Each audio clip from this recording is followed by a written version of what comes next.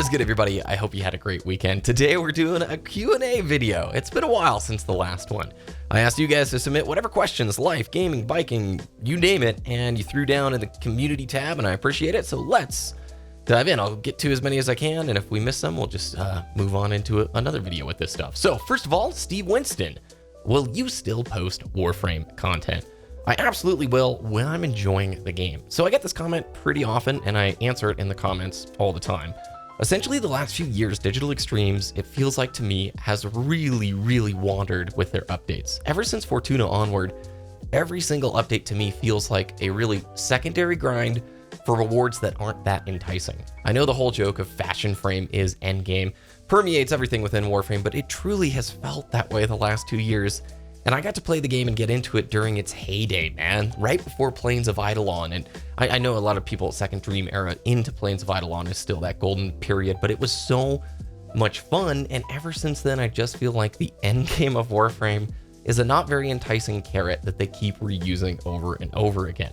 Don't get me wrong, I think the world of the game, but I haven't been enjoying it, dude. Ever since Fortuna onward, you have a new update that brings a totally secondary grind that doesn't integrate with the rest of the game, and your rewards don't augment your power that much, and there really isn't some pinnacle Mount Everest challenging activity to do. You finish the star chart, and then it's all about collect everything. And I love this game, don't get me wrong, but it's not been something that the carrot is enough of a reward to keep me playing and grinding it. There's just too many other great live service games if you want to get that out of it.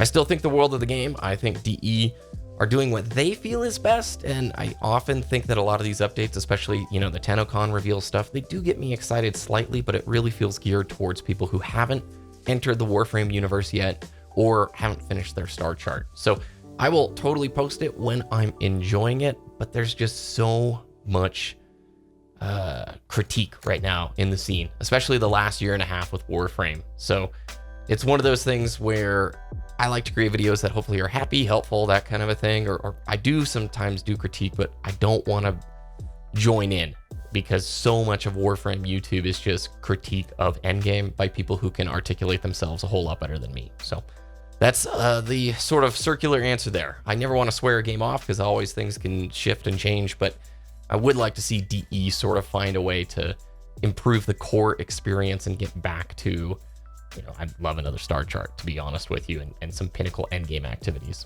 Thanks for the question, though, man. Mahi Minx, is there anything you are looking forward to on the Series X? Now that Infinite has been delayed, I'm wondering how they're going to sell the system. Dude, such a good question. And I don't have a clear answer because, frankly, Infinite, I feel like, was their one and only seller, right? They've got a lot of cool business propositions here. And frankly, if performance and getting a next-gen console with a big library on Game Pass is your thing, it's still going to sell. But if you're an early adopter, or not totally sold on being an early adopter, what's the point, right? I mean, you also look at PS5, there's only about 2 or 3 exclusives for it at launch too. So I think this is the growing pains of a new console that's coming out just a little bit too soon. You have a bunch of developers who go through absolute chaos right before the end of development for their game, and that chaos crunch time is happening during COVID year. So it seems like the consoles are definitely launching a little bit too soon. I'm mainly on PC. I would consider Series X if I was not making content, if I wasn't mainly a PC gamer, just because Game Pass is pretty freaking rad. And if I only had one console to choose from, I might go with the Series X. Well, I don't know. Consoles are weird right now, dude. It is a strange thing. I'm glad Halo was delayed, but it's kind of funky. I'd love to know what you guys think about it in the comments, man. What are you looking forward to on Series X, right? Now that Infinite's delayed, what's the real thing that would get you to go this route? 7 hours 29. How are you doing during the quarantine? I'm doing all right, man. There's ups, there's downs, there's good things and bad things. I still have a roof over my head and I'm making bills, so I'm extremely thankful there. But it's also hard. I have a family member with severe dementia who a few months ago broke his hip, and went from hospital to a care facility. And because of COVID rules, nobody's been able to visit him.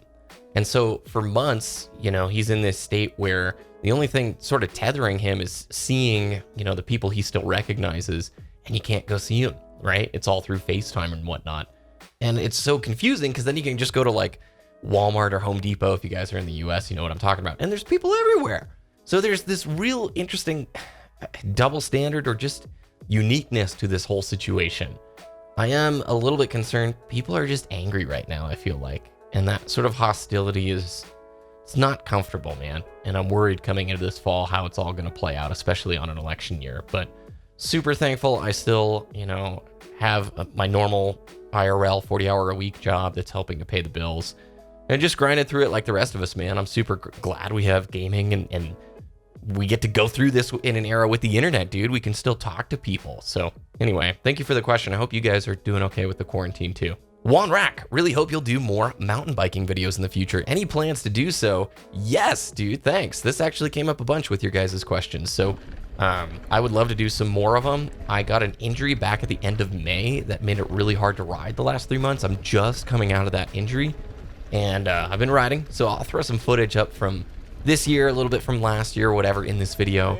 I want to do more. I've been riding a ton, and coming into the fall, so long as this injury fades away, I'd love to keep creating. So thanks for, sharing some love there. I love it, and I'm glad to hear that you guys are wanting some more of it. Muke, what's a good starter bike for mountain biking beginners? What's the affordable threshold versus the expensive threshold in this sport? Mountain biking is stupidly expensive, and I hate that it is that way. I don't know why it is that way. Get mad at the bike manufacturers, not me. It really depends on where you're at. I get this question all the time on Instagram DMs, like, what is the bike I should buy right now? It depends on a few factors, man. What is the terrain like around you? And is there a local bike shop near you? If there's a local bike shop near you, you want to work through them most of the time, especially as a new rider. They're going to be the folks who are, servicing your bike, giving you trail recommendations. And it's really good to support your local shop if you can, if they're a good shop, right? And then, like, the kind of terrain that's around you. If you're looking for a bike park bike, if you're like, I want to go up to the resort and go smash out some of the bike park trails, it's going to be a more expensive bike because you're going to be looking at a full suspension big rig. Whereas the majority of people, I bet, in the States and usually around the world have trail riding near them where you pedal around and it's not the same level of technical challenging terrain. Oftentimes I tell people a 29-inch hardtail, almost every single bike manufacturer has one of these 2.9er entry-level hardtails, which means there's no suspension in the rear, you've got suspension up front, and they're usually about $1,000 to $1,200. That is the entry threshold. If you're looking to spend like $600 or $700, you're probably looking at maybe a single-speed rigid kind of a bike, and I don't think rigids are really good for people to get into the sport. Definitely avoid department store bikes. They're built by people who usually don't know what they're doing, and most of the time they're not built for the abuse that a trail throws at it. Just Google department store bike and you'll find 100 videos from the biggest bike YouTubers thrashing them and breaking them within like the first hour.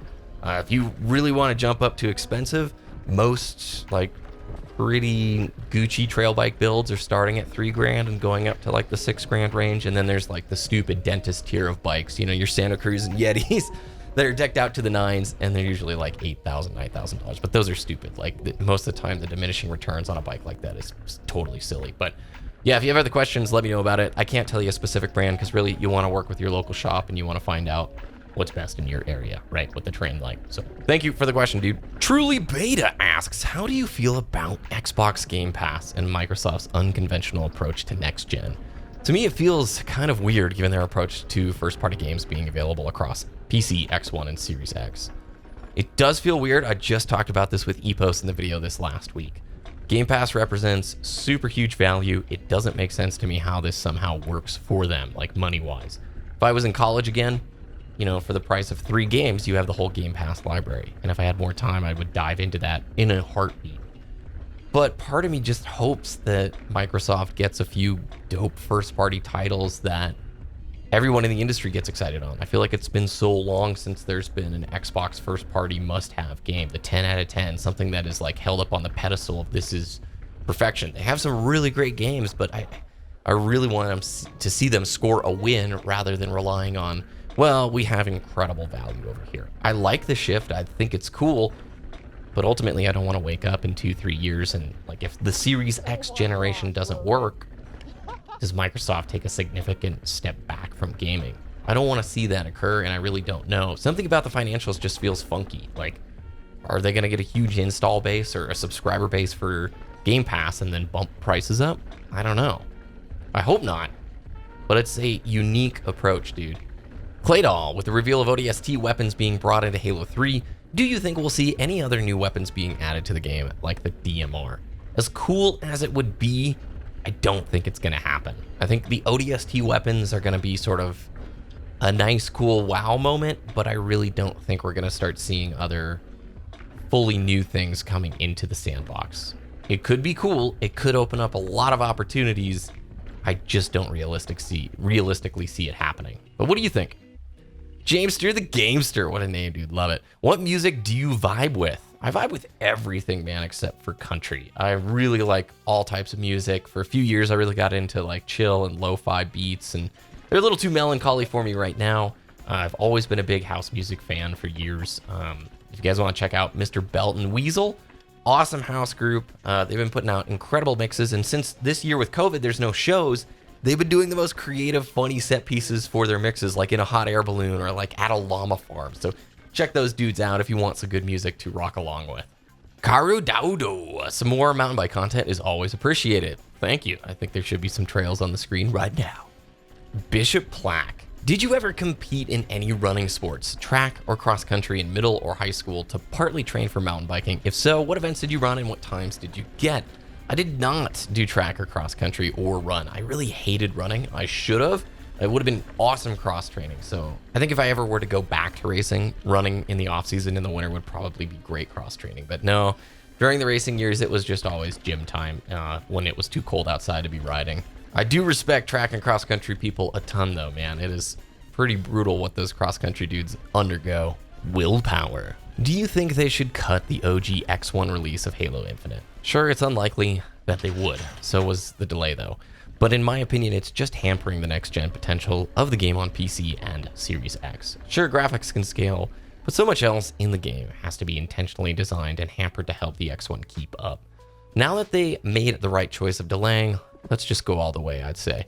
It's a great point. I think ignoring single player, I kind of like that they are supporting that original X1 for the multiplayer side of things, so long as it doesn't suck and it doesn't, mess up what they can do. I think in the multiplayer space, when it comes to 4s or 8s, I hope that the OG Xbox One is a fine experience just with really limited visuals, and it isn't holding it back. From the campaign side of things, man, you totally could be right. Like, who knows what it's gonna look like on the old 2013 box, right? I mean, I'm still an OG Xbox One owner. Like, that's the box that I have. So I kind of like that they're supporting that. I think the approach that like Counter-Strike kind of has, where you own it and you play it on your PC, and it's able to be played on really low spec machines and also a high spec machine, and it doesn't really matter all that much. You know what I mean? I think if it does hold back development or features or stuff, then maybe we're at that junction. But at the same time too, man, to buy an Xbox and only have Halo 5 be on it for its full like 5 years or whatever, that seems kind of a disappointment to me.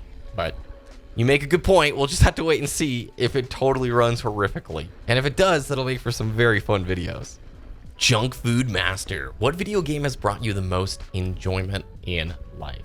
So this is hard. I'm thinking about this. Most enjoyment in life. Because if I just throw my favorite games in here, a lot of them are single player games. And I don't think that answers the most enjoyment side of the question the best. So I'm going to go with a multiplayer game. And I am going to say it's probably Halo 3. I know it's a little bit cliche, but the memories associated with that time frame, the friends I got to play it with, going over to people's houses, the launch hype for that game, living through it, and then honestly, in 2020, still getting to play with some of these people, these friendships that I made 10 years ago is insane. And I think that's why it has brought the most enjoyment in my life. There's lots of other games that I could name here. A close second, honestly, is Destiny 1, because of getting to do the, Destiny the Show podcast with Diddy for almost 5 years, and the community with Destiny the Show and the friends and those things. But it ultimately, I think, comes back to Halo 3 because of the opportunities and what it's yielded, and just the times that I remember it was so cool. And if there's sort of a recurring theme on the channel that I've been talking about more than I'm older, games come and go, but the people you play them with and those memories associated, it's about the community, man. It's about the people and the friendships, and that stuff is what lasts the test of time. We'll be playing a different game in a few years. Those always cycle. But the games that you can create memories on and like have pizza party land stuff with, those things are cool. And I think that really gets down to the core of values that are really important, which is, you know, friendship and bringing people together. Games can do that. So it's gonna have to be Halo 3. Awesome question. Thank you, dude. Baby Yoda clicking heads. Love the name. Please do more mountain bike videos. Deal. I will do my best, man. Minato Namikaze, what is the best memory you have with Halo? Games, books, or movies? It is going to have to be a series of memories. I'll go with Halo 3. Like I just mentioned, I used to go over to a buddy's house and play this game at his spot. I had terrible internet growing up, so really the only online experience I had with Halo was going to this friend's house and split screening online. This became a weekly ritual, and he and I became really good friends. He's an awesome dude. He was an incredibly good player, and it just was time that has always been very special to me, to where you're getting to sit on the couch, you're hearing the trash talking, you see the plays that your buddy's doing. It's a real shame that split screen is not that big of a thing anymore. The couch co-op stuff is really, really incredible. So the best memory I have is honestly going over to his house and doing that stuff. I could name like 15 more within the Halo series, but yeah, that would definitely be it. Ducks for sale, dog or cat? I love them both, as long as the cat is not like a super mean jerk face, because sometimes some cats are total jerks in that way. But yeah, I love both dogs and cats. Huge animal person, man. So I think that's a really good spot for right now. If you guys want to see more of these videos, you can obviously leave some more questions in the comments, and then we might do another one of these in a few weeks. Definitely shout out on the Series X and the Microsoft stuff. I am curious what you guys think now that Infinite's delayed. Are you going that route? Are you a PS5 person? I'm not trying to spark console war stuff, but it is feeling like a weird year for both of these things to launch, because it doesn't feel like the game library is really there. Curious to hear your thoughts. Thank you guys so much for the support, and I'll do my best to try and get some mountain bike videos your way very soon. Have a good start to your week if you enjoyed. Sub to the channel, like the video, and I will see you again next time.